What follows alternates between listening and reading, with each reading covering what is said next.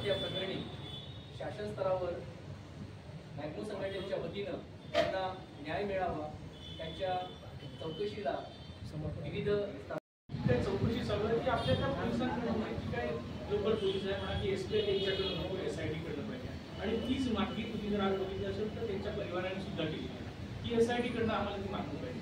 दुसरा विषय असा आहे की कळकळीची माझी पर्सनल विनंती म्हणा किंवा आमच्या संघटनेची विनंती म्हणा की आमच्या स्वर्गीय ताईचा जो काही आता जे प्रसार माध्यमावर तिच्या चारित्र्यावर शिकतो ते कुठेतरी थांबायला पाहिजे। गेला व्यक्ती गेला, तिच्या घरच्यांना दुःख आहे, त्या दुःखातनं आपली संस्कृती काय म्हणते की आपण दुःखात घरच्या दुःखी माणसाला आपण सावरायला पाहिजे, पण इथे होत काय उलटं होत आहे, समाज माध्यम तिच्या चारित्र्यावर होत आहे ते कुठेतरी कळकळीने मी सांगतो की थांबवायलाच पाहिजे। नंबर नाही केली तिच्याबद्दलचं जे काही प्रसार माध्यमामध्ये चालू आहे ते आम्ही शासनाला सुद्धा निवेदन केलं की बाबा आधी काय थांबवा, तुम्ही SIT लावा आणि ती जी काही तुम्ही जे काही चारित्र्य होऊन राहिल्या हे थांबवा। कारण की तुम्ही जर जाऊन बघाल की त्या घरची परिस्थिती जर बघाल तर खरंच संस्कारी घर होतं ते, तिच्या आमचे शिष्टमंडळ तिथे गेलो होतो आणि स्वाभिमानी कुटुंब आहे, त्यांना आम्ही मदतीचा हात द्यायचं टाळलं, त्यांनी म्हटलं नाही आम्हाला फक्त आम्हाला न्याय पाहिजे आमच्या पोलिसांचं जे काही झालं त्याच्याबद्दल।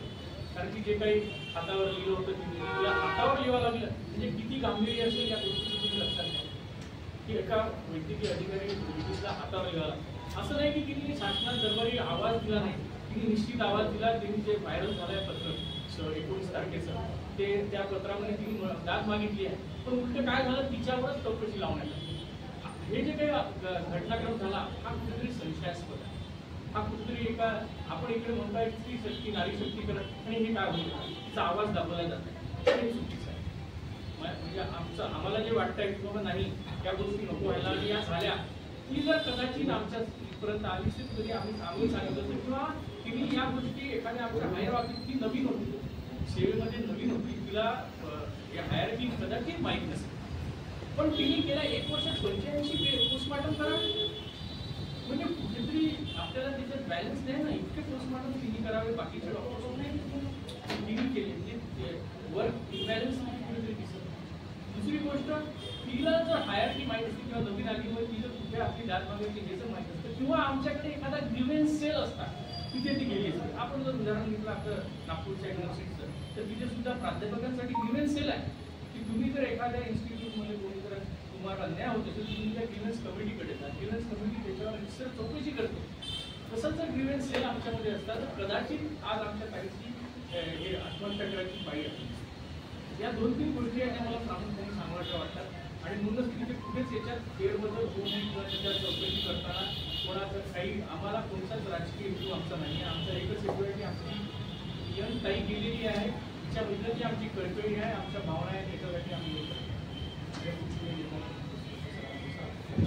1906 लिहिल्यावर पण त्यांच्यावर त्या पत्राची काही दखल घेण्यात आली नाही, उलट यांच्यावरच इन्क्वायरी लावण्यात आली 1 महिन्यानंतर। कारण ते प्रकरण जास्ती हे होत होतं म्हणून 1 महिन्यानंतर त्यांच्यावरच इन्क्वायरी लावण्यात आली आणि तीच यंत्रणा DYSP-कडे त्यांनी हे दिलं आणि तीच यंत्रणा जर तपास करत असेल तर त्याच्यावर आमचा विश्वास नाही आहे। म्हणून आमची मागणी आहे की SIT मार्फत आणि महिला अधिकारी असावी SITची IPS सॉरी तर त्यांच्या मार्फत ही चौकशी व्हावी व फौजदारी प्रशासकीय व शिस्तभंगाची कारवाई व्हावी। ज्यांनी जे कोणी चौकशीत आढळले दोषी त्यांच्यावर मग ते पोलीस विभागाचे असो की आरोग्य विभागाचे असो माननीय मुख्यमंत्री साहेबांनी निलंबित केलं, तर आमची मागणी आहे की फौजदारी गुन्हे पण त्यांच्यावर दाखल व्हावे सगळ्यांवर। तसेच ही जी केस आहे ती फास्ट ट्रॅक कोर्टामध्ये चालावी।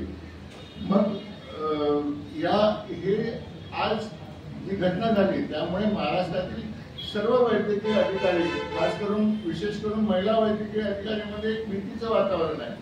तर हे थांबवण्यासाठी एक वैद्यकीय म्हणजे जे मेडिकल कर्मचारी यांच्यावर जे प्रेशर येते त्याच्याबद्दल एक कठोर कायदा व्हावा, गाईडलाईन शासनामार्फत दिल्या गेले पाहिजे। आणि जी आमची भगिनी होती डॉक्टर संपदा मुंडे ते म्हणजे या पगारावर तिची पूर्ण फॅमिली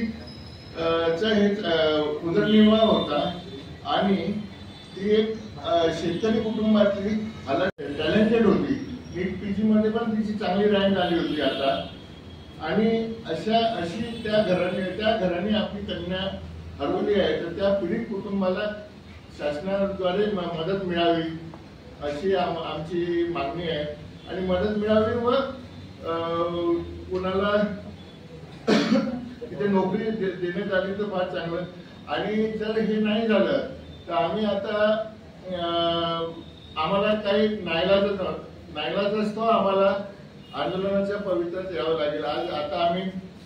आज आम्ही पूर्ण महाराष्ट्रातील सर्व जिल्ह्याच्या कलेक्टर ऑफिसला आमचे निवेदन गेलेले आहे. आम्ही कायाफिती घालून काम करत आहे. आम्हाला लोकांना जनतेला त्रास द्यायचा नाही. म्हणजे जे आपल्याला पेशंट तपासणं आहे, इमर्जन्सी सर्व्हिसेस आहे, ती बंद करायची खरंच आमची इच्छा नाही. परंतु आता नाईलाज झाला तरी आम्ही शासनाला 10 दिवसाची मुदत देत आहे. आम्ही टप्प्याटप्प्याने आंदोलन करू. आता आम्ही निवेदन देऊ, काळ्याफिती लावू, कॅन्डल मार्च काढू आणि मोर्चे वगैरे झाले. हे 27 तारीख आजपासून 31 तारखेपर्यंत आम्ही हा कार्यक्रम राबवणार आहे. 1 तारखेपासून